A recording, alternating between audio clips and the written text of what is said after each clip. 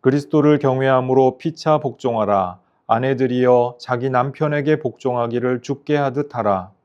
이는 남편이 아내의 머리됨이 그리스도께서 교회의 머리됨과 같음이니 그가 바로 몸의 구주시니라. 그러므로 교회가 그리스도에게 하듯 아내들도 범사에 자기 남편에게 복종할지니라. 아멘. 그리스도인은 어떻게 살아가야 할까? 21절에 서로 복종하라 라고 하는 것이 지난주 주일 사경회를 통하여서 우리가 함께 나눈 말씀의 결론이었습니다. 이제 오늘은 22절 이하에서 가운표라고 불리우는 초대교회 권면 모음에 대하여서 우리가 말씀을 함께 상고하게 됩니다. 가운표, 하우스타펠이라고 하는 이 교훈 형식인데요. 이것은 교회에서만 있었던 그 교훈 형식은 아니고 그리스 로마 사회나 유대 사회에서도 널리 사용되었던 교훈 형식이었습니다. 사도 바울은 이 가운표에 복음의 정신을 불어넣어서 가운표로서 권면을 하고 있습니다. 에베소서에 기록된 가운표를 보면은 아내에 대한 권면이 가장 먼저 등장합니다. 아내는 남편에게 복종하라, 심지어 죽게 하듯 하라, 이렇게 권면을 하고 있지요. 특히 여성분들이 보기에 이거는 좀 빈정상할 수도 있는 대목이 아니겠습니까? 아니 왜 꼭 집어가지고 아내한테만 복종하라고 하냐는 것이죠. 더더군다나 그냥 잘해줘라도 아니고 복종이라니 말이죠. 좀 거부감이 들 수도 있는 표현이 될 수도 있겠다고 생각을 합니다. 그런데 본문을 좀 더 자세히 관찰하여 보면은 그런 뜻이 아니라고 하는 것을 우리가 알 수 있다라고 하는 것이죠. 원문 22절 말씀에 보면은요, 복종하라라고 하는 동사 자체가 생략되어 있습니다. 그리고 21절을 계속 부연하기 위하여서 단락이 이렇게 이어진다라고 하는 것을 알아볼 수가 있다라고 하는 것이에요. 그래서 신약 성경 원전들을 보면은 우리 한글 성경과 달리 단락 구분이 좀 다르게 되어 있습니다. 우리 한글 성경은 어떻게 되어 있나요? 아내들이여 하고 거기서부터 하나의 단락이 시작되는 것으로 나와 있지 않습니까? 그래서 이것이 그 사도 바울의 뜻이다. 아내들은 다 복종해라. 이 뜻으로만 우리가 읽게 되기가 쉬운데 원전에서는 그렇게 정리를 하고 있지 않다는 것이죠. 원전에서는 오히려 이 동사가 생략되어 있기 때문에 앞에 21절부터 복종하라고 하는 이 일반적인 표현의 하나의 부연의 설명으로 그렇게 정리를 해주고 있다는 것입니다. 올해 UBS 세계연합 성서공회라고 하는 그 권위 있는 그 성서 배포 기관이 있습니다. 연구하고 배포하는 기관인데요. 최신판이 원래 나왔습니다. 제6판이 나왔는데 이 제6판에서도 이렇게 하나의 단락으로 21절, 21절부터 하나의 단락으로 이렇게 정리를 한다라고 하는 것이죠. 또 다른 학문적으로 가장 권위가 있는 네스틀레 알란트 28판, 또 앞으로 이게 나오게 될 29판도 마찬가지인데요. 여기에서도 마찬가지로 똑같이 그렇게 하나의 단락으로 복종하라의 부연 설명으로 말씀을 한다는 것이에요. 그러니까 21절에서 무엇을 말씀합니까? 상호 복종을 말씀하고 있잖아요. 상호 복종하라라고 하는 권면을 했는데 여기에 대해서 아내들도 그렇게 하라, 그 말씀이죠. 그러니까 22절 말씀에 나오는 이 아내에 대한 권면은 아내를 콕 집어가지고 너는 복종해야 돼, 이 뜻이 아니고 서로 복종해라. 아내들도 남편에게 대하여서 그렇게 하는 것이 마땅하다, 그 말씀을 하고자 하는 것이라는 것입니다. 또 우리가 이 가운표에서 우리가 생각해야만 할 한 가지 점이 있습니다. 그게 뭐냐면은 가운표에서는 아내에 대하여서 아예 언급을 하지 않는 것이 더 많았다는 것이에요. 아내에 대하여서 권면이 생략되는 것이 당시에 하나의 관례처럼 되어 있었다는 것입니다. 남편한테는 아내를 잘 다스려라, 그래야 가정이 평화롭다, 이런 식으로 권면을 딱 해놓고서는 아내는 어떻게 해요? 남편을 통해서 알아서 건네 들어라. 그렇게 하고 그냥 지나갔다는 것이에요. 가부장제, 고대 가부장제 사회다 보니까 이 공적 담론의 장에서 아내는 아예 이 대화와 그 담론의 주체로서 끼워주지 않았다. 좀 이 여성분들에게는 죄송한 말씀입니다만, 안 될 말씀입니다만, 고대 가부장제 사회에서는 그랬다는 것이죠. 그런데 오늘 본문 말씀이 어떻습니까? 사도 바울은 아내에 대해서 권면을 딱 하고 있죠. 그것도 가운표에서 순서가 어떻게 돼요? 남편보다도 먼저 권면하고 있는 것을 볼 수가 있죠. 도덕적, 윤리적 결단과 선택을 할 수 있는 주체로서 여성을 인정하고 인식하고 대우한다는 그 말씀입니다. 더더욱이 이 성경에서요, 언급하는 순서가 중요합니다. 우리 바나바와 사울 이렇게 할 때에는 그때 당시에 선교 여행 중에 바나바가 더 중요했다는 함의가 있단 말이에요. 이제 나중에 바울이 더 큰 역할을 하게 되니까 바나바와 바울, 바나바와 사울 이렇게 부르지 않고 사도행전의 뒷부분에 가면은 바울과 바나바 이렇게 부르지 않습니까? 이 성경에서 언급하는 순서가 서열과 중요성을 의미할 수가 있다라고 하는 것이에요. 그런데 지금 사도 바울이 가운표에서 누구를 가장 먼저 언급합니까? 아내에 대하여서 먼저 언급을 하잖아요. 아내가, 엄마가 이 가정에서 그만큼 중요하고 또 우선시 되어야 한다라고 하는 그 뜻 아니겠어요? 아내들에 대해서, 여성에 대하여서 그만큼 존중과 배려의 톤을 담아서 지금 권면을 하고 있다. 바로 그 말씀이죠. 사실 전근대적인 가부장제 사회 속에서 여성들의 고충이 얼마나 컸을지 오늘날 우리는 얼른 짐작하기조차 어렵죠. 오늘날도 가정폭력이라든지 신분이나 어떤 재력의 차이에서 오는 부당한 대우 같은 것, 갈등 이런 것들이 남녀 간에 또 부부 간에 존재하고 있지 않습니까? 하물며 이 전근대적인 가부장제 사회 속에서 이것이 얼마나 더 심하고 곤란했겠습니까? 사도 바울이 이런 문제들에 대해서 막 현대 상담학이라든지 여성학에서 이야기하는 것처럼 구체적인 사례나 거기에 대한 상담학적인 어떤 그런 내용을 막 일일이 깨알같이 길게 언급하지 않았죠. 구체적인 사례는, 구체적인 문제는 그 사례별로 하나하나 살펴보고 분별해봐야 마땅하기 때문일 것입니다. 사도 바울은 안 그래도 여성들에게 부담이 크다라고 하는 것을 모르지 않았던 것 같아요. 왜냐하면 이 권면에 대하여서 막 길게 짐을 지우는 방식으로 권면을 하고 있지 않잖아요. 우리 이제 이 다음 주에는 남편에 대하여서 말씀을 하잖아요.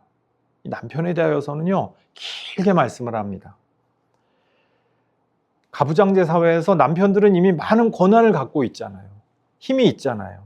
그러니까 힘이 있는 사람들한테 더 힘을 실어주는 것이 아니고 사도 바울은 더 많은 윤리적인 요구와 더 많은 짐을 지우고 있는 것을 볼 수가 있어요.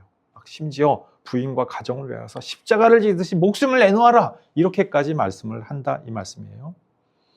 여기에 비해서 지금 여성들에게는 어떻게 하고 있습니까? 더 큰 부담을 지우지 않고 있어요. 이미 지금 견뎌야 하고 지금 맡아 가지고 있는 이 가정의 엄마로서의 부담, 아내로서의 이 짐 굉장히 크다라고 하는 것이에요. 그래서 성경적인 대원칙이 뭐냐 이것만을 간결하게 또 충분하게 언급하는데 집중하고 있는 것을 볼 수가 있습니다. 이 성경적인 대원칙이 무엇입니까? 서로 복종하라고 하는 것이에요. 이 남편한테 복종하라 하는 이 말씀을 들으면 어떻습니까? 여성분들 복장이 터지죠. 복장이 터지는 말씀이 될 수가 있을 겁니다. 이 남편 왼수 같은 이 얼굴만 보기에도 왼수 같은데 복종하라고? 근데 다시 말씀을 드립니다만 복종하라고 하는 대원칙은 부인에게만 주어지는 족쇄 같은 것이 아니라고 하는 것이에요. 부부 공동체의 일원으로서 상대방에게 복종하라 라고 하는 그 말씀입니다. 어느 정도까지? 주님께 하듯이. 우리가 주님한테 복종할 수 있잖아요. 주님이 오셨는데, 주님이 우리 눈앞에 나타나는데 잘 안 해드리고 당신은 남자니까 왼수 같아. 그럴 수 있습니까? 그러시겠습니까? 아니죠. 우리 귀한 예수님이 오셨는데 잘 해드려야지. 잘 섬겨야지. 말씀을 하면 잘 순종해야지. 마치 그렇게 하는 것처럼 남편에게 그렇게 했으면 좋겠다. 구체적으로 어떻게 하는 것이 좋다는 것입니까? 23절에서 24절 말씀을 보면은요, 아내와 남편의 관계를 교회와 그리스도의 관계에 비유하고 있습니다. 이 칼바르트, 20세기 최고의 신학자이시죠. 이 칼바르트가 에베소서 강해에서 강의를 하면서 어떻게 이 본문에 대해서 주석을 하셨나, 어떻게 강의를 하셨나 살펴보았더니 이 표현을 보면서 혁명적이고 급진적이라고 주석을 하셨더라고요.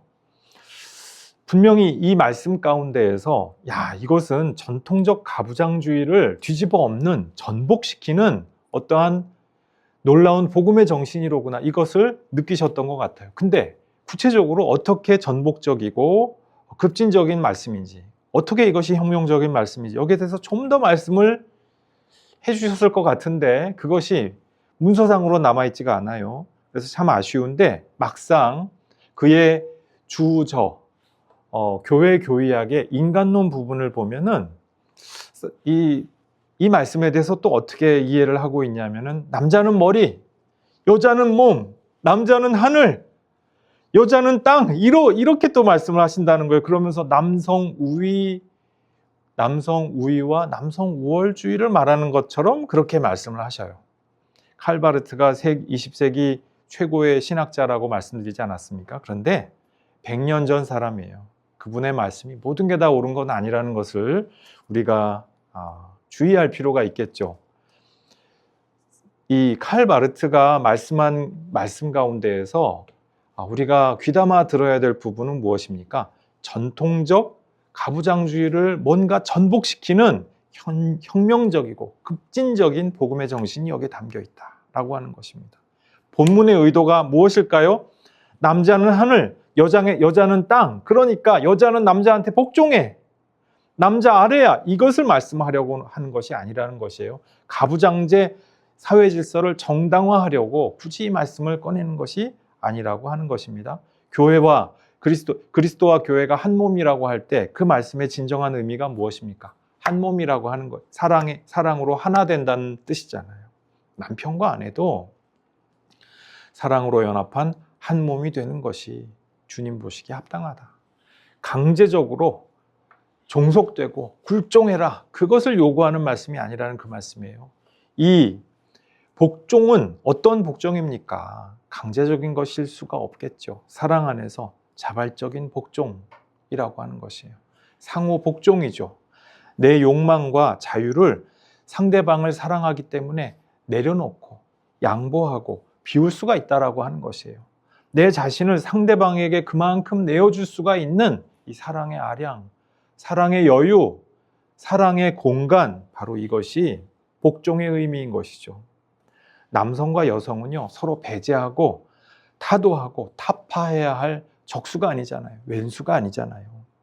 우리가 살다 보면은 그야말로 애증이 쌓여가지고 왼수처럼 보이기도 합니다만, 남성과 여성은 어떤 존재입니까? 서로가 사랑하고 보듬어주고 서로가 보완하고 그렇게 함으로써 더욱더 온전하여져가는 사랑의 공동체가 되는 그러한 관계라고 하는 것이죠. 이쯤에서 우리가 소위 페미니즘, 여성주의에 대해서 한 말씀 드리지 않을 수가 없습니다. 현대의 이 남녀 관계에 대해서 여성주의를 통해서, 페미니즘을 통해서 정말 많은 논란들이 나타났고 또 전개되고 있는 중에 있습니다. 이 페미니즘의 원래 이상은요, 가부장제가 왜곡된 부분이 있다는 것을 간파했어요. 그리고 이것을 어떻게든 좀 타파하고 개혁해보자. 원래 이상은 정당하고 또 적절한 것이었습니다. 가부장주의적인 시각으로 보다 보니까 거기에 이렇게 그것만으로 인간을 바라보다 보니까 인간을 제대로 보지 못하는 편협되게 보는 부분이 분명히 있었어요. 그래서 우리 신학적인 교회의 성찰 가운데에도 러셀 목사님, 이분이 사랑의 파트너십이라고 하는 것을 말씀하신 그런 유명한 여성 신학자죠. 이분의 말씀, 정말 남성과 여성, 남자만 하나님의 형상인 것이 아니라 남자와 여자가 전부 하나님의 형상이라고 하는 것이에요. 남성과 여성이 협력하고 연대하고 사랑으로 하나 되는 바로 거기에 하나님 형상이 있다. 하나님의 경륜에 참여하게 되는 그 파트너십이야말로 하나님이 원하시는 진정한 모습이다.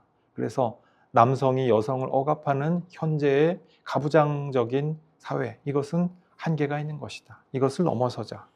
정당한 것이죠. 또 이렇게 여성주의적인 시각에서 남성과 여성을 보게 되니까 그동안 보지 못했던 것들이 하나하나 보였습니다. 훌륭한 공헌이죠. 그런데 21세기 현재 페미니즘은 매우 길을 잃고 있는 것으로 보입니다.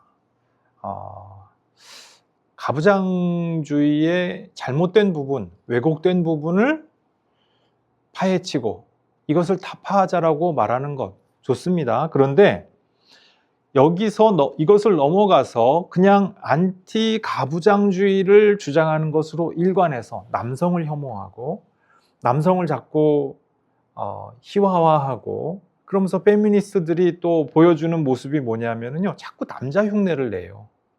자기가 남자 역할을 하려고 들어요. 기괴하죠. 그 정상적인 모습이라기보다 굉장히 기괴하고 좀 이상합니다.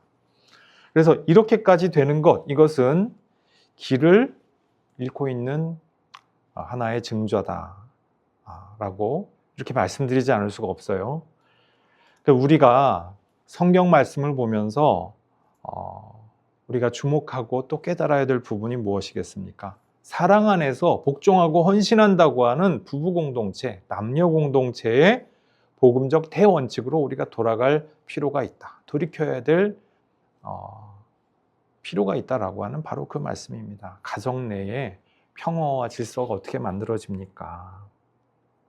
사랑 안에서 상호 복종을 통해서 만들어지는 것 아니겠어요? 남성과 여성이, 남편과 아내가 서로를 굴복시키고 내 마음대로 조종하려고 들고 막 통제하려고 들면서 서로 으르렁댄다고 생각을 해보십시오. 서로가 대화가 원활하게 소통이 잘 되어야 할 터인데, 너는 내 말 들어, 나는 너 말 듣기 싫어, 그러면서 상대방의 말을 듣지 않는다면 어떻게 되겠냐는 것이에요. 가정의 질서라는 것은 있을 수가 없겠죠. 평화와 하나 되면 불가능하지 않겠어요? 이것을 더 확장해서 사회적인 차원으로 더 확장시켜 보면은요, 이것이 바로 민주주의의 토대가 된다. 이것을 또 우리가 알 수가 있습니다. 민주주의의 근거와 그 작동 방식이 뭐예요? 내 욕망과 내 자유를 끝까지 관철하는 것을 좀 내려놓고 상대방의 욕망과 자유를 인정하고 그것을 위하여서 내가 좀 져주고 양보하고 배려하고 함께 소통하기를 애쓴다. 이거 아니에요? 이것을 거부하고 상대방과 나누고 내가 가진 것을 나누기를 끝까지 거부하면서 무한투쟁을 일삼는다. 이것이 민주주의입니까? 그런 민주주의는 성립을 할 수가 없어요. 그렇지 않겠습니까? 그런 사회는 망하겠죠.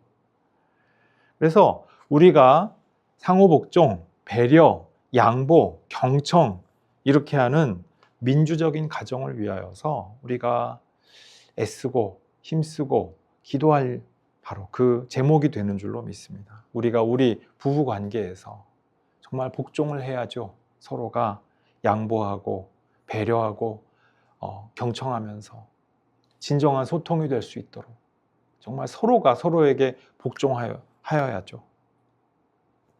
그렇게 함으로써 상대방을 위하여서 내가 내어주고 자리를 만들어주고 숨 쉴 틈을 줄 때 그때 가정이 제자리를 잡아가게 되는 줄로 믿습니다. 오늘날 가정이 붕괴하고 파괴되는 시대를 맞이하고 있습니다. 가정이 중요하지 않고 나만이 중요하고 내 이기적인 욕망을 위하여서 가정을 더 이상 소중하게 생각하지 않는, 가족 관계가 더 이상 중요하여지지 않는 그런 시대가 도래하고 있습니다. 교우 여러분, 바울 시대에 이 가운표가 어떻게 쓰여져 있는지 보십시오. 남편과 아내와 자녀가 언급되고, 그리고 자기 집에서 함께 거주하며 일하는 가사 도우미들, 종들을 위해서까지 확장이 되어 있는 것을 볼 수가 있습니다. 모두가 다 가족으로 여겼다는 것이 하나의 가족 가문이자 권속으로 여겼다는 뜻이거든요. 이 대가족 사회였는데 오늘날은 다 이 산산조각이 나 있죠. 가족 안에서도 하나가 되어 있지 못합니다. 서로가 다 개개인이고 뜻이 하나로 뭉쳐질 수가 없는 그런 시대에 이르렀어요. 이것이 당연한 일일까요? 참으로 안타까운 모습인데 성경적인 원칙은 무엇입니까? 상호 복종을 통하여서 민주적인 가정을 지향하여 나간다라고 하는 바로 그것입니다. 교우 여러분, 우리가 이와 같은 상호 복종하고 또 서로가 서로를 위하여서 내어줄 수가 있고 양보할 수 있는 가정의 모습을 위하여서 우리가 추구하고 또 기도하여야 할 줄 믿습니다. 서로 복종하라, 주님께 하듯하라. 기도하시겠습니다. 아버지 하나님, 예수께서 우리를 위하여서 발을 씻기시고 십자가에 죽기까지 복종하셨던 바로 그 모습대로 우리도 서로 복종하라고 사도가 우리에게 권면하신 이 말씀, 우리에게 오늘 우리의 말씀 함께 상고하였습니다. 주님, 우리가 서로 복종하고 서로 섬기며 서로 헌신할 수 있게 은혜 내려주시고 함께하여 주옵소서. 특별히 이 땅에 아내들의 자리가 참으로 귀하고 중한 것을 기억합니다. 주님, 아내들의 모든 섬김과 복종과 헌신을 기억하여 주옵소서. 주님, 그 모든 일들 가운데에서 주님께서 힘을 더하여 주시옵고 위로와 평강을 더하여 주옵소서. 이 모든 섬김과 헌신과 배려와 양보가 억지로 하는 것이 아니라 강제적으로 하는 것이 아니라 주님을 사랑하기 때문에 자발적으로 이루어질 수 있도록 은혜의 은혜를 더하여 주옵소서.